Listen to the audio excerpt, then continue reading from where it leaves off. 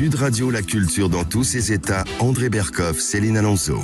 Quand je pense à ça, quand je pense à ça, quand je pense à ces raisons qui nous ont séparés, je n'aime plus ni la vie ni Dieu qui nous a fait pour nous entretuer sans un regret.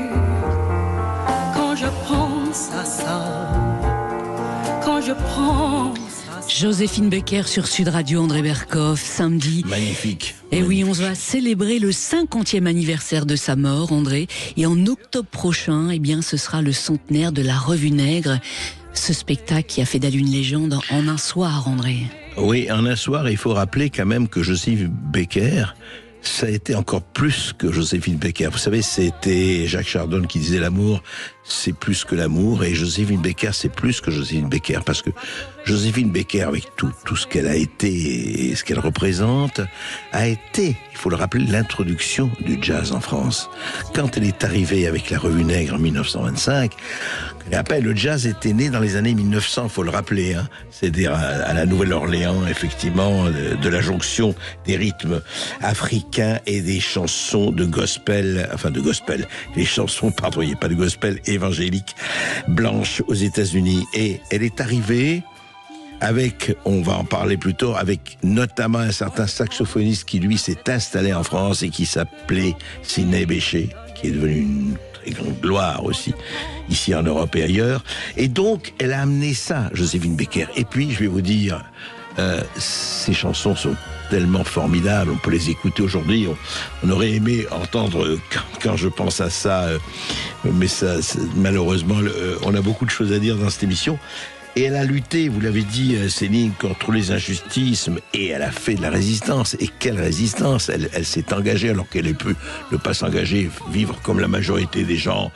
Voilà, ne pas toucher à ça, non, elle sait. Et puis, de l'émancipation des Noirs, de la marche aux côtés de Martin Luther King, on va parler de tout ça, de cette Seconde Guerre mondiale, tout ça, c'est quelqu'un qui est, non seulement elle a été panthéonisée, comme on dit, et avec toutes les raisons de l'être, mais voilà, ça fait partie de ces êtres qui sont à plusieurs dimensions, quoi. La grande artiste, danseuse, chanteuse, et puis résistante, et puis voilà, tout le reste, on va en parler. Et oui, on va en parler, effectivement. Première femme noire, André Berkoff, à entrer en Panthéon en 2021. On va en parler avec Jean-Claude Bouillon-Baker, qui est l'un des 12 enfants qu'elle a adoptés. Il sera avec nous dans un instant sur Sud Radio pour rendre hommage à sa maman, cette artiste hors pair. On va tout, mon espoir. J'ai deux amours, mon pays Paris, toujours, mon cœur est ravi. Joséphine Baker, André Berkoff, j'ai deux amours, effectivement. Elle a tant aimé la France, André, son pays d'adoption. Et nous avons le plaisir de recevoir aujourd'hui sur Sud Radio, Jean-Claude Bouillon-Baker. Bonjour à vous, Jean-Claude. Bonjour Céline, bonjour André. Merci d'être avec nous. Alors, vous avez publié de nombreux livres sur votre maman, notamment Un château sur la Lune, paru chez Hors Collection. Dans cet ouvrage, vous racontez le destin hors du commun de votre maman. Sa vie ressemble, il faut le dire, à un conte. Mais à son commencement, ce conte, on peut le dire, il a été cruel. Quelle enfance a-t-elle vécu et d'où vient-elle? Alors, je dirais d'abord, gentiment, je dirais Baker et non pas Baker. Baker, oui, c'est vrai. Parce que Joséphine disait, toujours, ma mère donc disait Joséphine Baker. Elle reprenait les journalistes très gentiment. Parce elle voulait franciser son nom. Exactement. Ah, oui. Elle se sentait tellement française qu'elle disait Baker, s'il vous plaît. Donc c'est joli. Évidemment, aux États-Unis, on disait Baker. Mais en France, c'était Baker. Voilà. Alors, l'enfance, comme vous dites, c'est un conte cruel en son commencement. C'est une femme, d'abord, moi je voudrais dire trois choses. Une chose très simple. C'est une femme qui danse, qui chante et qui se bat. Et qui se battra toute son existence. d'abord contre sa condition de pauvre, d'abord contre la ségrégation et le rejet de sa couleur de peau, ensuite pour la France, André Berkoff l'a dit tout à l'heure, au premier jour de la guerre, je ne chanterai plus en France tant qu'un seul soldat allemand s'y trouvera. Elle tiendra parole. Son théâtre d'opération, on y viendra plus tard, ce sera l'Afrique du Nord, dans l'espionnage. Ensuite, contre la ségrégation, qui ne cesse de redoubler après la guerre, et qu'elle reçoit comme un boomerang en s'apercevant que finalement, les soldats qui étaient en première ligne, les GI noirs, ne sont pas admis dans les théâtres blancs, et où elle chante. Et donc, ça sera le début de la confrontation avec les États-Unis. Elle se battra toute sa vie. On l'évoquera aussi avec ce point culminant qui sera la marche de Washington, fameuse marche triomphale. Martin Luther King. Mais revenons à son enfance. Alors, elle est née en 1906 à Saint-Louis, dans le Missouri. Oui. Et effectivement, ses parents étaient très pauvres. Racontez-nous qui étaient ses parents. Ses parents, Carrie, donc ma grand-mère, forcément, aussi étonnant que ça puisse paraître. Ah oui.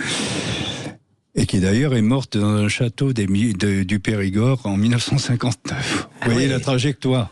Mais alors, à quel âge 79 ans. Non, d'accord. Donc, petite fille d'esclave de Caroline du Nord et qui arrive à Saint-Louis. Vous savez, Saint-Louis, c'est une ville créée par les Français, n'est-ce pas ? Et ils habitaient dans les quartiers très pauvres, les tanneries, la ville très industrielle, Saint-Louis. Et maman était l'aînée de la fratrie. Donc l'aînée avec le sens du devoir, un sens très... famille nombreuse. Non, pas si nombreux que ça. C'est 2 pères différents, c'est la même mère, et ce sont 4 enfants seulement. 4 enfants, d'accord. Voilà. Donc très jeune, elle va être placée chez des blancs. Ça se faisait, c'était autorisé, c'était légalisé. Mais elle va aussi être maltraitée. J'ai raconté dans mon livre, on le raconte. Par exemple, elle avait cassé un objet et sa patronne lui avait mis la main dans l'eau bouillante. Voilà, par exemple. Elle dormait à la cave avec un chien qui s'appelait... Elle avait quel âge à ce moment-là ? Elle avait 11 ans. Elle avait 11 ans. C'était placé. Elle dormait à la cave avec un chien qui s'appelait Trois Pattes. Elle a nourri un petit poulet. Ça, c'est une anecdote, mais c'est très important pour montrer de son amour des animaux par la suite. Elle a nourri un poulet qui, vicieusement, sa patronne l'avait fait engraisser, jusqu'à qu'elle lui demande de l'égorger. Ce qu'elle a été obligée de faire, c'est un épisode terrible de son existence. Et son amour incommensurable, parce qu'on a dit tout à l'heure, on avait entendu J'ai 2 amours, la chanson emblématique de Joséphine Baker. Mais des amours, elle en avait plus que 2, je peux vous l'assurer. Elle avait les animaux, elle avait les enfants, et elle avait aussi les êtres humains. Et oui, donc elle n'a pas été effectivement longtemps à l'école, parce qu'effectivement, donc dès 8 ans, elle a été faire des ménages chez des Blancs. C'est merveilleux cette histoire d'école, une seconde, parce que elle était dans une école jusqu'à l'âge de 8 ans, et cette école s'appelait Dumas, comme Alexandre Dumas, Dumas School. Et moi, j'ai écrit dans le livre qui va paraître en septembre, j'ai dit, Dumas School, je rencontre les 3 mousquetaires, et dire que, c'est elle qui parle, et dire qu'un siècle plus tard, je dormirai à côté de lui au Panthéon. Alors, pour échapper à la misère, elle va très jeune quitter Saint-Louis, elle va saisir en quelque sorte, dirais-je, la première opportunité et entrer dans une troupe de théâtre itinérant dans laquelle, au départ, elle sera costumière. Mais comment son amour de la danse est-il né? Comment ce talent qu'elle avait, qui l'a initié en quelque sorte? Elle a eu coutume de dire très longtemps, alors ça c'est pour entretenir une sorte de légende qu'elle dansait parce qu'elle avait froid. Ça fait très joli, n'est-ce pas? Ça fait bien. Oui, et voilà. Et vous savez, à Boumiland, là où on a vécu, il y avait une sorte de musée Grévin reconstitué, c'est-à-dire que des personnages en cire, évidemment à la gloire et au cheminement artistique de Joséphine de A à Z, c'est-à-dire de Saint-Louis, en train de danser comme une petite gitane, effectivement, de 8 ans, jusqu'à rencontrer le pape Paul VI au Vatican et John Kennedy. Vous voyez, dans la trajectoire. Non, mais Joséphine, je pense qu'elle était... C'est inné chez elle. D'abord, la danse, elle a dit, si je pouvais mourir en dansant, ça serait extraordinaire, ça serait mon rêve. Je pense qu'elle s'est initiée à la danse aussi en allant au zoo, plusieurs fois, elle a vu les mimiques, les kangourous boxeurs, les singes. Les singes, c'est sa grande passion dans la vie. Hein. Nous, on avait toujours été avec des singes dans notre enfance. Ouais. Ils mangeaient avec nous un petit chimpanzé qu'on appelait Goofy, etc., etc. Au Milan, ouais. Avait un singe. Et d'autres qui étaient enfermés, parce que les babouins ne mangeaient pas avec eux. Et donc, elle a rodé son jeu de scène, finalement, ces mimiques simiesques comme ça, de loucher, de marcher sur les mains. Quand l'autre est arrivé, son intrusion sur le théâtre des Champs-Élysées, elle monte sur les mains, elle a les fesses en l'air, ce qui fera dire à un critique, est-ce un homme, est-ce une femme? Déjà. Eh oui. Donc, je veux dire, quand elle arrive à Paris, là, j'avance un peu, mais quand elle arrive à Paris, elle a déjà quasiment 8 ans de métier. Eh oui. Alors justement, comment elle a réussi à imposer son style? On l'a dit il y a quelques instants sur Sud Radio, elle était donc costumière dans cette troupe de théâtre. Qui l'a mise sur scène? Alors, c'est la petite troupe du départ. Ouais. Il y avait des trimardeurs, ce qu'on disait, des gens qui partaient... C'était une petite famille Jones. Il y avait le papa qui jouait du trombone, la maman. C'était à Saint-Louis, ça. Oui, c'était à Saint-Louis. Mais ça a essaimé, si vous voulez, dans les comtés alentours, puis c'est remis au point de départ, comme il y avait des multitudes de petites scènes. Par contre, après, il y a eu son premier mentor, son premier découvreur, si je puis dire, c'était un monsieur qui s'appelait Red Burnett, qui était le régisseur du Booker T. Washington Theatre, qui était déjà beaucoup plus important à Saint-Louis, et qu'il a dit... Booker T. Washington, oui. Oui, vous connaissez le héros américain, donc à qui on a donné le nom du théâtre, et qui a dit, toi, tu en as dans le ventre, je suis sûr que tu vas réussir. Tu vas réussir parce que tu as faim et parce que tu sais ce que tu veux.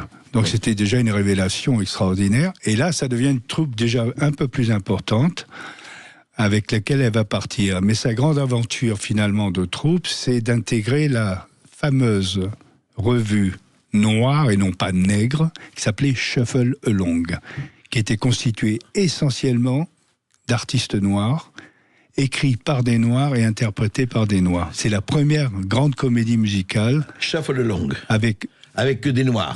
Cecil and Blake, qui étaient les deux auteurs, Noble Cecil et U.B. Blake. Cette comédie musicale va aller jusqu'à Broadway, va rester 15 mois. Ouais. Il y aura un tel succès qu'on va en faire une bis, comme on disait à l'époque, on faisait deux tournées. Joséphine va essayer d'intégrer la première, elle est trop jeune, elle a 15 ans, et l'État de New York refuse, on peut pas, elle est trop jeune, ouais. Et puis le régisseur lui dit, mais regarde-toi, tu es trop moche, tu es maigre, etc. Donc elle part en pleurs, elle est venue toute seule de Philadelphie, pour intégrer cette troupe, elle est refusée, à 15 ans. Elle intègre la revue Bis. Et là, elle commence à loucher, et les gens viennent voir la jeune fille qui louche.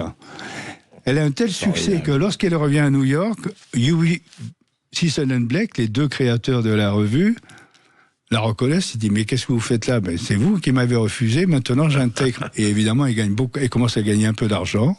Quelle année, ça, c'est quelle année? Ça, c'est les années 19, 20, 21. 21, oui. Parce qu'ensuite, la revue s'essouffle et s'arrête à Philadelphie. Alors, Joséphine revient à New York, et là, elle a un autre statut, pas si grand que ça, parce que finalement, c'est toujours une danseuse, c'est pas une chanteuse. On est bien d'accord. Donc, elle est elle intègre le cabaret rival du fameux Cotton Club, qui s'appelle le Plantation. Donc toujours ces noms exotiques et en rapport au sud des États-Unis, évidemment. Le sud, oui. Et ils sont voisins à Harlem. Hein. Et alors elle me disait, mais le soir, après le spectacle, j'allais voir les copains au Cotton. Et les copains, c'était qui? C'était Cap Calloway, Duke Ellington, Bessie Smith, etc., etc. Et ils n'étaient pas encore très connus, immensément connus. Et eux aussi passaient par la porte de service, comme elle. Il ne faut pas oublier ça. Oui, c'est encore ségrégation. Et eux, ils étaient sur la scène, mais après, on le voit dans le film Cotton Club de Coppola, d'ailleurs. Voilà. Alors, à 18 ans, elle est repérée. On lui propose de venir effectivement en France. Qui lui offre cette chance de cette carrière? C'est incroyable. Voilà, oui, parce que pourquoi la France? Voilà, tout est là. C'est parce que... Et vous voyez, ça, c'est le signe du destin. C'est le coup du destin. Elle croira toujours au destin. Et elle croira toujours... finalement qu'elle a eu une chance extraordinaire.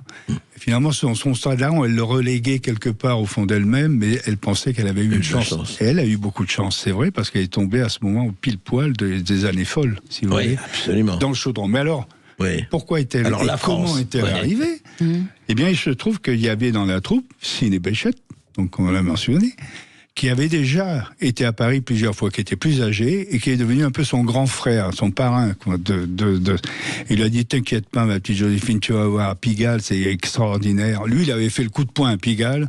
Il avait eu affaire aux flics. Il était à la 1900, il devait avoir 25 ans ou 24 ans. Il était un peu plus vieux il avait 10 ans de plus. Moi, j'ai vu son fils il n'y a pas longtemps, qui est batteur et tout. On a fait un truc. Oui, en fait, effectivement, vous le dites, c'est que Sidney Bechet l'a vraiment rassuré. Et il lui a dit exactement, les Parisiens ne feront pas attention à ta couleur. Elle avait peur de cela. Parce que il avait éprouvé ça lui-même, de visu et charnellement, si je puis dire. Mais la seconde personne qui va la rassurer, c'est celle qui vient la chercher. Donc, qui s'appelle Caroline Dudley Regan. Qui est vraiment très française par l'esprit, puisqu'elle va se marier, elle va être mariée pendant 40 ans avec Joseph Delteil, un ancien surréaliste. Oui, donc, bien sûr.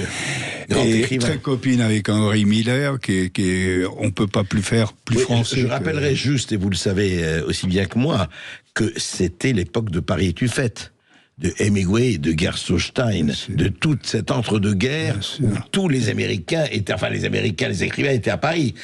Paris est une fête, etc. Mais ça, on parle du Paris blanc. Moi, je parle du Paris noir, qui s'est mis à Pigalle. Et tous les corps de métier qui étaient venus après la Première Guerre mondiale. Oui, il y avait des cordonniers, des barbiers, des tenanceurs de cabaret déjà. Et je voudrais juste, puisqu'on parlait Sidney Bechet, qui, moi, je veux dire, petit accent personnel, m'a fait connaître le jazz. J'avais 13-14 ans et j'écoute Sidney Bechet. Et si je connais Sidney Bechet, c'est vrai, si je connais le jazz, c'est à cause de Sidney Bechet qui est la musique de ma vie. Écoutez.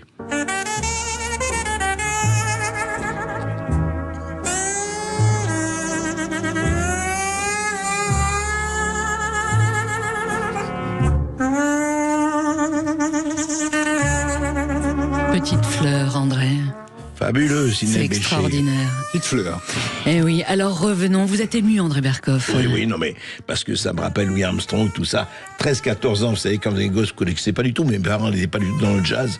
J'écoute ça, et puis on est des millions, et que Sidney Bechet jouait un rôle aussi important.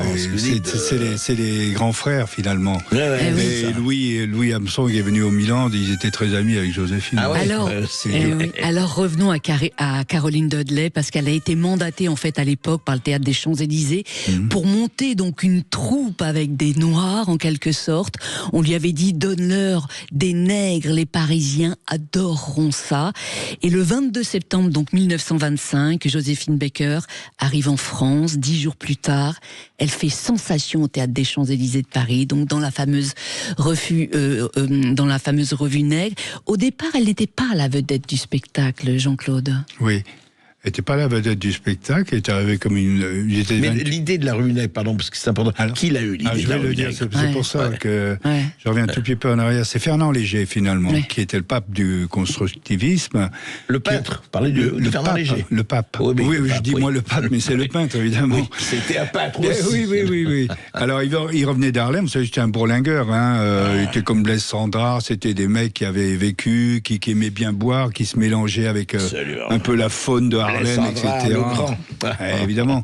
Donc, il est revenu, il était copain avec Daven, qui était le patron du Champs-Élysées, il lui a dit, et qui était en panne de scandale, il y avait plein de scandales artistiques à Paris, il venait d'avoir les ballets suédois, puis antécédemment les ballets russes, avec Nijinsky.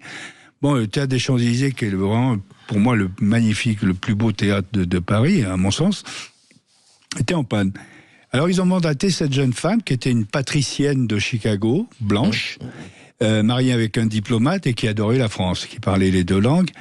Ils l'ont dit, et parce que Fernand Léger, en revenant de Harlem, lui avait dit, donne-leur des nègres, les Parisiens vont adorer. Des nègres, ça n'avait pas la connotation que ça a aujourd'hui, évidemment. C'est pas nègre au sens, bien sûr. Donc, elle part là-bas, et puis elle fait son marché, si je puis dire, à Harlem. Donc, Sidney Bechet, elle le connaissait déjà un tout petit peu. Et puis elle voit cette girl plantation, donc Joséphine, qui est au bout de la ligne du chorus girl, vous savez, qui lèvent la jambe harmonieusement, qui sont très belles. On appelle ça des high yellow parce que elles ont la peau.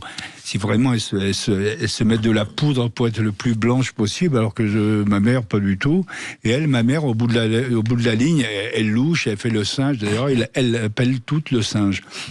Elle se démarque de toutes. Et ce qu'il faudra dire à Caroline Dedley très joliment.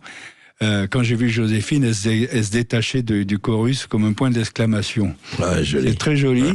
Alors après, il fallait la convaincre, Joséphine. Mais Joséphine était malicieuse et maligne.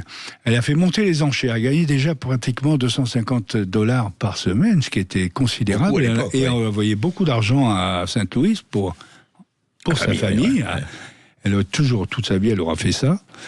Et du coup, elle a dit, mais si les Parisiens ne m'aiment pas, ils vous aimeront, ne vous inquiétez pas. Donc elle franchit le pas et lorsqu'elle quitte le port de New York, eh bien, lorsqu'elle voit disparaître la Statue de la Liberté, c'est là où elle dira, à ce moment-là, que je n'ai plus eu peur. Alors que les immigrants arrivant à Ellis Island et franchissant le cap disaient le contraire, c'est le pays de la liberté. Voilà le affront renversé, ce qui s'est passé. Oui. Alors sur la scène, effectivement, ce soir-là, il faut le rappeler, elle dansait à moitié nue. Certains l'ont acclamée, d'autres l'ont huée. Elle a fait un peu scandale quand même à l'époque. En réalité, il y a eu deux numéros. Le premier, c'est elle arrive, comme je disais tout à l'heure, les mains sur le sol, les fesses en l'air.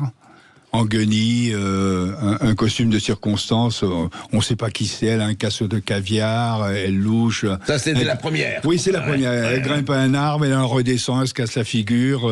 Je leur dis, mais c'est incroyable, qu'est-ce que c'est? Bon, on n'a jamais vu ça, c'est une sorte de sensation, mais un peu hybride, quoi.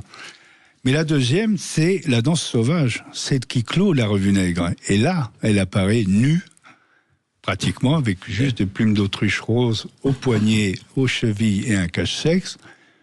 Elle s'entoure autour d'un noir granitique, et c'est un Martiniquais qui s'appelait Joe Alex. Et ils font ce qu'on appelait la danse sauvage, mais une danse très érotique, alors là, qu'effectivement... Et elle avait l'admiration des surréalistes à l'époque, il faut le dire. Voilà, qui se fera se lever d'un côté... Les tenants du bon goût ou du goût ancien, et puis les surréalistes qui sont venus, pour certains, voir 10 fois la Revue Nègre.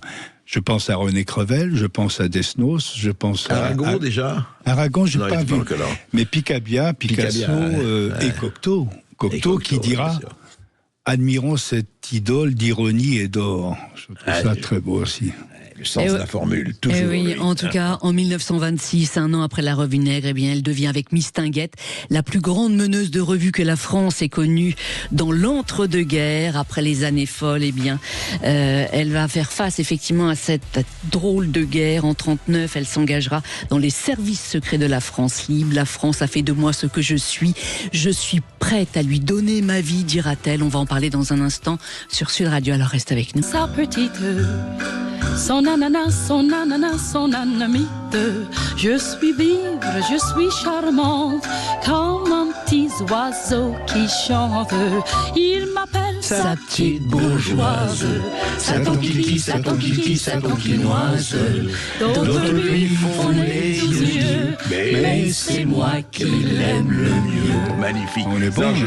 André Berkoff, ça vous rappelle des souvenirs, cette chanson? Ça me rappelle, en fait, c'est Georges qui l'a composé, vous l'avez dit, mais moi je l'ai entendu par Joséphine. Je veux dire que j'avais 10 ans et ils avaient le tourne-disque à la maison. Et elle le chantait avec le mouvement des doigts. Oui, absolument. Ouais. On le voit et mon oncle et ma tante qui adoraient ça. Donc, je me rappelle vraiment, ça me rappelle mon enfance parce que c'était... Ce qui est incroyable, c'est qu'on lui fait chanter des chansons à couleur enfin, oui, il y a une teinte coloniale. Et alors qu'elle n'est pas du tout de ces pays-là. C'est comme Ma savane est belle, elle n'est pas africaine. Dans ces deux amours, on l'exotise finalement. C'est sûr, mais la savane, encore ça se comprenait parce qu'elle était noire. Oui, bien sûr. Voilà. Mais cette chanson, la petite tonkinoise, elle l'a chantée en 1939 sur la ligne Maginot pour galvaniser les troupes Jean-Claude de Bouillon-Becker. Oui, alors comment elle s'est engagée? Dès le premier jour de la guerre, elle a vraiment tenu à servir la France. Oui. On peut dire qu'elle avait le sentiment d'avoir une dette envers notre pays, Jean-Claude Bouillon. C'est la reconnaissance extrême. C'est la l'ivresse de la reconnaissance cheville au corps.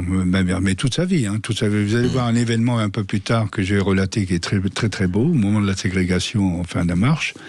Et toute sa vie est la France. Mais est-ce qu'on peut imaginer une seconde cette femme qui émigre en France et qui du jour au lendemain peut prendre un taxi, boire un café à une terrasse, et on lui dit « ça va Fifine, ça va mon petit chou ?» Elle ne sait pas trop ce que ça veut dire.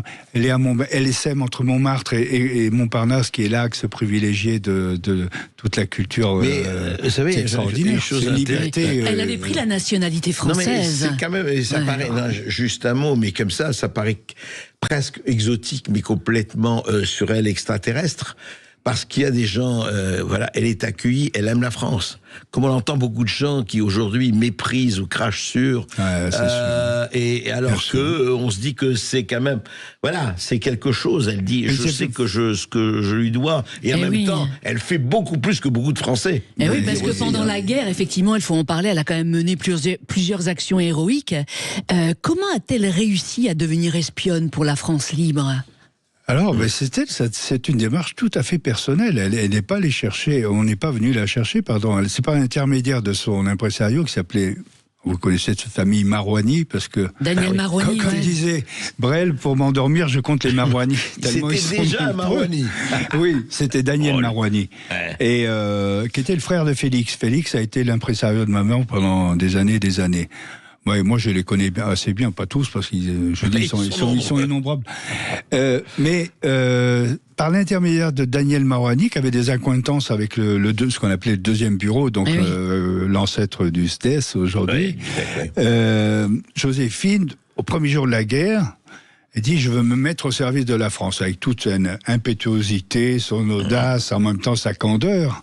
Et alors, il y a un officier quand même qui vient la voir dans cette superbe maison du Vésinet qui aujourd'hui est à vendre. Je passe le message, 20 millions d'euros d'ailleurs. Maison si ça vous intéresse. À vendre. Donc, et Joséphine, lorsqu'elle est dans sa maison, avec son amant impresario, qui n'est pas Daniel Marouani, qui est Pepito Abatino, qui a été le premier grand amour de son existence, et parisienne. Et Joséphine, tout de suite, est perçue un peu comme, comment dire, on se méfie des artistes. Parce qu'on a le souvenir de Mata Hari, pendant la guerre de 14-18, que ni une ni deux, bien qu'elle fût femme, elle a été fusillée dans les fossés de Vincennes, il faut se rappeler. Donc, dans un premier temps, ils sont méfiants.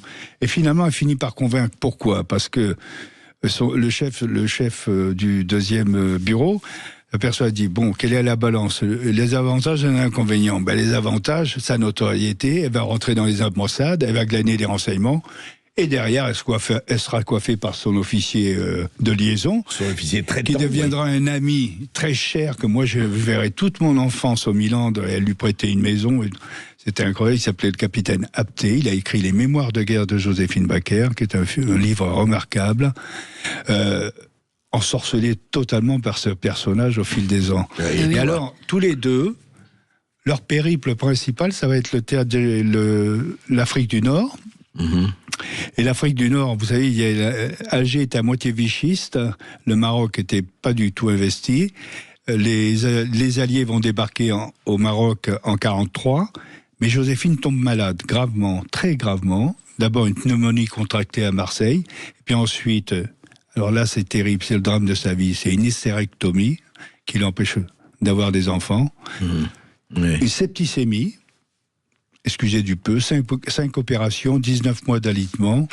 Et elle a failli mourir 3 ou 4 fois. Et finalement, comme un phénix, plusieurs fois de sa vie, elle aurait été un phénix. Elle se relève au moment du débarquement des Alliés en novembre 1943, ce qui est quand même assez incroyable. Parlez-nous des missions qu'elle a menées pendant la guerre, effectivement. Quelle mission elle a menée ? Parce qu'elle a fait passer quand même des renseignements à travers les partitions, notamment de J'ai deux amours et la fameuse petite tonkinoise. Ben vous venez de le dire, donc c'est romanesque à souhait, mais en même temps, c'est avantage d'être vrai et véridique. Effectivement, elle allait dans les ambassades, notamment les ambassades italiennes, qui étaient encore en porte-à-faux c'était pas encore les forces de l'Axe. Mussolini. Voilà, est-ce qu'ils allaient rentrer de pleinement aux côtés d'Hitler ? Il y avait un axe, soit appelé les forces de l'Axe.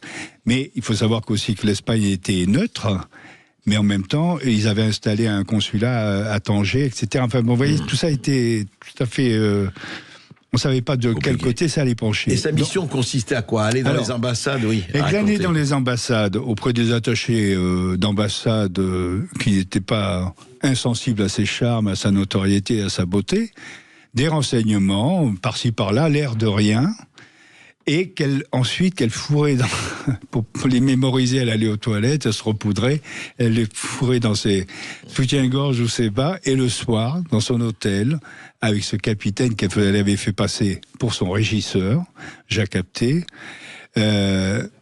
donc il retranscrivait à l'encre sympathique sur les partitions de J'ai deux amours de la Tonkinoise des renseignements destinés à Londres ou à New York. Voilà. Oui, elle a sauvé beaucoup de monde, il faut quand même le stipuler. Certainement, on ne saura jamais exactement l'impact que ça a eu. Mais après, évidemment, elle est remontée jusqu'à Damas, elle chantait pour le théâtre aux armées, elle a fait tout son périple en jeep, et puis moi j'ai découvert une archive tout à fait récente, assez extraordinaire. C'est ça qu'on peut exhumer des choses qu'on ne connaissait pas. Joséphine en jeep, je la vois à Berlin, avec des GI hilars dans la neige autour d'elle, et tout ça en 45. 45, voilà. Juste, donc c'est vraiment jusqu'à la fin du premier jour de la guerre jusqu'au dernier jour, elle aura été sur le terrain. Ce qui lui donnera quand même 5 médailles militaires à la fin de la guerre, dans son uniforme de sous-lieutenant des forces de l'armée de l'air. La croix de guerre avec palme, excusez du peu, la rosette de la résistance, et 17 ans plus tard, la Légion d'honneur à titre militaire. Elle a rencontré De Gaulle. Elle était très proche de Gaulle. Elle a chanté pour De Gaulle à Alger. Mais un peu, vous savez, De Gaulle était très bon. Moi, j'ai été bercé toute mon enfance avec une lettre qu'il y avait au-dessus du bureau de maman. Une lettre de Gaulle, justement, avec son écriture très penchée, lisible, près. Chère Mademoiselle Baker, je sais les services que vous avez rendus à la France, et mon épouse Yvonne se joint à moi pour votre bon souvenir. Enfin, c'était une amitié assez, pas une amitié, mais disons vraiment, c'était ce qu'on appelait une gaulliste historique. Oui, c'est ça. Voilà, une gaulliste de la guerre. Oui. En tout cas, après la guerre, c'est un autre combat qu'elle va mener. Elle va lutter donc contre la ségrégation raciale qui sévissait aux États-Unis depuis des siècles. À ce propos, écoutons cette chanson. Le noir traîne sa vie sans espoir.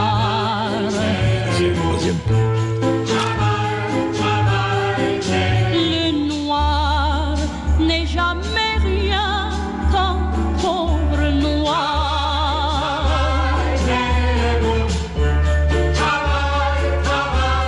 Jean-Claude Bouillon-Becker, comment elle a mené ce combat contre la ségrégation, contre le racisme? Elle a participé à cette marche aux côtés de Martin Luther King. C'était en 1963. Oui. C'est-à-dire qu'après la guerre, elle se rend compte que finalement, rien n'a changé aux États-Unis. Même, on pourrait dire d'une certaine façon, ça a redoublé avec le macartisme. Donc, on tombe dans cette spirale de la paranoïa infernale. Et où le moindre individu qui témoigne d'une idée socialisante va se faire ficher par le FBI, va avoir sa carrière brisée. Plein de films de long métrage admirables ont témoigné de ça. Et Joséphine est persona non grata aux États-Unis. Donc elle est fichée par le FBI. Parce qu'elle aimait justement ces idées-là. Ça vous dit persona non grata, juste, elle n'est pas interdite de séjour aux États-Unis. Si, persona non grata. Ça arrive, interdit de séjour, carrément. Avec son ami Charlie Chaplin, la même chose. Ah oui, c'était Charlie Chaplin aussi est parti, a été expulsé. Exact, bien sûr. Alors, ce que je mentionnais tout à l'heure, c'était l'ivresse de la reconnaissance. Pour avoir un visa de retour, essentiellement pour cet événement, c'est l'attorney général de John Kennedy, son frère, Bob Kennedy, qui va lui donner, qui était un progressiste, lui. Oui, tout à fait. Et elle n'oubliera jamais ce moment-là. Alors, je ne vais pas passer à la mort de Bob Kennedy, mais restons une seconde sur la marche de Washington. Au départ, ça devait être... on pensait que ça allait être un échec. 50 000 personnes étaient prévues sur les rives. En fait, ils ont été 1 million. Et ils ont été très très très nombreux. Mais il y avait aussi beaucoup de beaux artistes blancs. Bien sûr. Il y avait Marlon Brando, il y avait Burt Lancaster, avec qui elle dansera sur scène 10 ans plus tard à Carnegie Hall. C'est le dernier de concert de maman aux États-Unis. Elle le fait monter sur scène. On va parler de tout et lors cela, de cette marche historique, il faut le préciser, elle a donné un discours. Vous le publiez, ça s'intitule « J'ai fait un long voyage » aux éditions L'Éclaireur. Et dans ce discours, elle invite la jeunesse à aller à l'école et à apprendre à se défendre avec un stylo et non pas avec une arme. Exactement, parce que je pense qu'elle avait eu cette idée, en tout cas cette conviction, par l'exemple de Cuba. Alors je m'explique une seconde. C'est-à-dire que Cuba, là-bas, elle est considérée comme une bienfaitrice du peuple cubain, il faut le savoir, ce qui est rare. Elle est quasiment dans le panthéon cubain. C'était le Cuba de Castro ? Oui, déjà, mais oui, 59. C'est-à-dire qu'elle s'est battue contre la dictature de Batista. De Batista, bien sûr. Et vous savez que les capos mafiosos qui tenaient toute la Havane, etc. D'ailleurs, il y a toute la mafia sicilo-calabraise de New York était à la Havane. Et il y a une affiche à l'hôtel Séville. Une photo. Non. Où on dit ici, Joséphine Baker fut refusée par les camos mafiosos, etc. Qui témoignent encore de ce moment-là. Alors, à Cuba, qu'est-ce qui s'est passé ? Je parle de Cuba avant que ça tombe en autarcie, avec la dictature. Au Cuba, tout le monde se précipitait à Cuba juste post-révolutionnaire. Et Castro avait décrété qu'il fallait que tous les paysans, tout le monde, aille à l'école, soit éduqué. Mais il avait compris que l'éducation, il n'y avait que ça qui pouvait combattre la dictature. Voilà.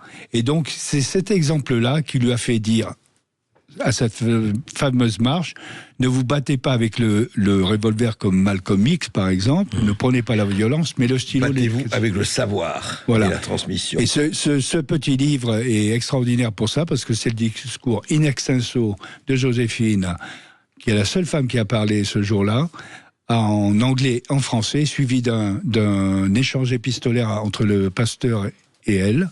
C'est bien. Et oui, et on va continuer d'en parler dans un instant sur Sud Radio. Il faut qu'on fasse une petite pause publicitaire, André Berkoff. À tout de suite. Paris, Paris, de mes amours, c'est lui le favori. Et oui, Paris-Paname, Joséphine Baker sur Sud Radio. Jean-Claude Bouillon-Baker, votre maman, a chanté cette chanson dans son dernier show. C'était en mars 1975 à Bobino. Celle-là, c'est pas exactement celle-là, c'est Paris-Paname, oui. Oui, Paris-Paname, c'était celle-ci. Non, c'est pas Paris-Paname. C'est une autre. Bon, c'est une chanson de revue, exactement, donc 50 ans presque jour pour jour après la revue Nègre, c'est extraordinaire, il y a des signes comme ça. Oui. Effectivement, elle remonte sur scène, parce que, comme je l'ai dit tout à l'heure, c'est un phénix qui renaîtra de ses cendres, après avoir été expulsée des Milandes. Ce sanctuaire de la fraternité qu'elle a voulu créer à travers nos adoptions, notamment. Parce que vous avez été, juste un mot quand même, vous avez été 12 à être adoptés, c'est ça ? Oui. 12 enfants. 12 minimum, ça aurait pu aller jusqu'à 30, mais... Et oui, elle vous appelait sa tribu arc-en-ciel. Oui, c'est ça qui est très beau. Pourquoi exactement ? Eh bien, tribu arc-en-ciel, parce qu'on était de toutes les couleurs. Et d'ailleurs, il y a cette chanson merveilleuse qui s'appelle « Dans mon village ». Qui retrace et elle dit aux couleurs de la nuit, l'autre couleur de sang, etc. Mais c'est à dessein qu'elle a choisi de toutes les nationalités, religions différentes. Comme j'ai dit tout à l'heure, elle n'a pas pu avoir d'enfants, elle a été privée d'enfantement à son grand désespoir. Du coup, elle s'est rattrapée à travers des adoptions. Mais pourquoi les adoptions ? Parce qu'elle a vu, c'était son credo, elle le disait toujours. Combien de fois je l'ai entendu dire ? C'est parce que j'ai vu les soi-disant adultes avec leurs soi-disant adultes, justement, dans l'incompréhension et la confrontation, que j'ai décidé instinctivement d'adopter de tout petits enfants, tout petits, élevés très jeunes ensemble, pour prouver un exemple de fraternité. Comment vous expliquez qu'elle ait été expulsée de ce château ? C'est en 1968. On n'a rien expliqué du tout. Pourtant, elle a gagné beaucoup d'argent dans sa vie. Oui, pourquoi elle a fini dans cette misère ? Mais Joséphine, c'est un oiseau des îles. Ça sera toujours un oiseau des îles. Elle s'est fait avoir toute sa vie, finalement. Quelque part, je veux dire. Et c'était pas une femme d'affaires. Non, mais quand on a une candeur, on a une candide toute sa vie. Et puis, c'est pas une femme d'affaires, comme vous venez de le dire. Et c'était pas le château pour le château. Le château, elle s'en foutait. Comme vous dites, elle a gagné beaucoup d'argent. Non, c'était un sanctuaire de fraternité. C'était un exemple. Et d'ailleurs, ça reste un exemple. et peut-être un rêve suspendu dans l'avenue de l'humanité, tout simplement. Et Qu'est oui. devenu le château des Milandes? Alors c'est un très très beau musée consacré à son existence essentiellement et qui est On peut visiter aujourd'hui. très bien défendu et très bien amélioré à chaque fois par la nouvelle propriétaire qui est devenue une amie au fil du temps. Voilà. C'est bien. Eh oui. Et qu'on peut le visiter bien sûr. Allez-y. Moi, je suis. Et ça s'est allez-y. comment dire amplifié les visites depuis le Panthéon, ce fameux oui. l'entrée au Panthéon. l'entrée au Panthéon. Alors justement, elle a été panthéonisée, pardon, 46 ans après sa mort. Pourquoi si tardivement, Jean-Claude Bouillon-Becker? C'est comme le vin, il faut que ça macère, vous savez, il faut que ça vieillisse. Ça se bonifie en France, on est comme ça, on l'a trop longtemps circonscrite, si vous voulez, la ceinture de banane, la jeune fille qui louche. Et petit à petit, lorsqu'on s'est rendu compte qu'elle avait fait la guerre, qu'elle s'était battue auprès des Noirs pour les droits civiques, etc., ben on s'est dit, tiens, finalement, cette femme, c'est une autre épaisseur humaine qu'on nous présente. Et c'est un long cheminement, je vais aller très vite, mais on l'avait déjà demandé à Hollande, qui avait botté un tout petit peu en touche, et puis là, il ne faudra pas enlever à Macron l'audace au moins d'envoyer Joséphine. Et moi, ce qui m'intéresse, ce qui m'a plu dans cette démarche, et tout l'écho que j'en ai eu, c'est le consensus de tout le monde autour d'elle maintenant. Femme admirable, je l'ai entendue à droite, à gauche, au centre, partout. Et vous savez qui c'est qu'il y avait aussi au Panthéon? Il n'y avait pas les deux présidents de la République précédents, mais il y avait Marine Le Pen, dans un coin. Ah ouais. Toute seule, hein. Et les deux autres n'étaient pas là. Non, ils n'étaient pas là. Un agenda certainement un peu chargé. Ah oui. En tout cas, aujourd'hui, elle reste vraiment populaire, votre maman. Absolument. C'est une Française, c'est une héroïne française. C'est une pense. légende, c'est ouais. le patrimoine. C'est le patrimoine. Vous avez Jeanne d'Arc en blanc, vous avez Jeanne d'Arc en noir. C'est vrai. Et c'est extraordinaire parce qu'on réécoute là, on vient d'écouter, malheureusement on aurait pu écouter, il faudrait 2 heures, 3 heures, mais elle reste, sa voix est formidable. Enfin, c'est des chansons qui tiennent absolument la route, quoi. C'est merveilleux, c'est dommage qu'on ait pu que amorcer les chansons, mais Terre Sèche, par exemple, c'est une chanson sur la négritude, sur l'esclavage, etc., qui est merveilleux. Et là, on voit l'évolution de la voix, effectivement, parce qu'elle avait un don. Elle avait le don pour chanter comme Anna de Noailles, la grande poétesse, ça veut dire. Et en plus de tous ses talents, elle a avalé des rossignols. Et oui. Un don qu'elle a longtemps ignoré, votre maman. Ouais. Elle ne savait pas, c'était une danseuse, mais si elle avait été simplement une danseuse, sa vie artistique aurait été écourtée, si je puis dire. Oui, c'est ça. L'entre-deux-guerres, Lapsus intéressant. Non, mais ça va jusqu'au Front populaire. Non, parce que le Front National, c'était aussi dans la résistance. Ça s'appelait. Il y a eu un mouvement de résistance qui a appelé le Front National. Bien sûr. Ça est un peu. En tout cas, magnifique Joséphine Baker et magnifique Jean-Claude qui nous le raconte très bien. Merveilleusement raconté, Jean-Claude. Merci à vous d'être venu sur Sud Radio. Je rappelle que vos livres sur votre mère, Un château sur la Lune et J'ai fait un long voyage sont parus l'un chez Hors Collection, l'autre chez L'Éclaireur. Tout de suite, vous retrouvez Brigitte Lahaie sur Sud Radio.